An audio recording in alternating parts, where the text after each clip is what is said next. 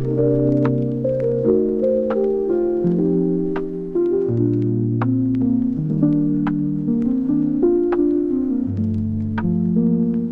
it really depends on what the scope is, and that's really the common mistake that folks make, is that there's this temptation to overdo solutions in terms of compliance. So trying to understand what the scope of your compliance is probably the first way a managed service provider can help, is really help you understand, well, what do I really need to secure and what's my compliance framework?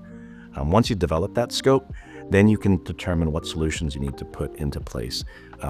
What's happening right now is that people read the latest compliance requirements, whether it be CMMC or FIPS or HIPAA, and they're often quick to think and panic and spend a whole bunch of money on a bunch of solutions that they don't in fact need.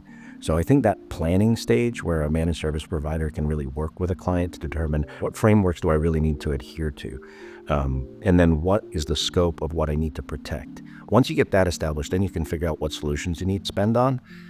What we often find is that clients have overspent on the wrong solutions, and then find out that they still need to secure areas that were completely neglected because they didn't properly scope what their compliance framework really needed to cover. This is a lot about education. If you don't have a managed service provider who's continually investing in the education of their end users, and it's not just about the regulatory compliance.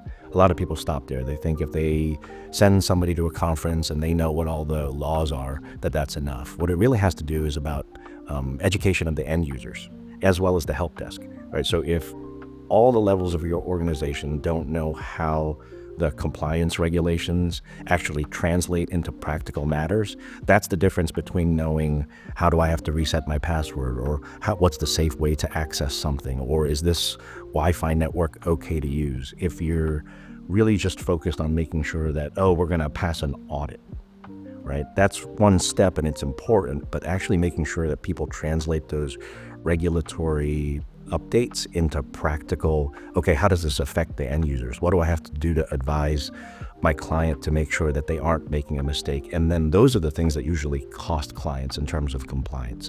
Everybody can produce logs or show evidence of tests.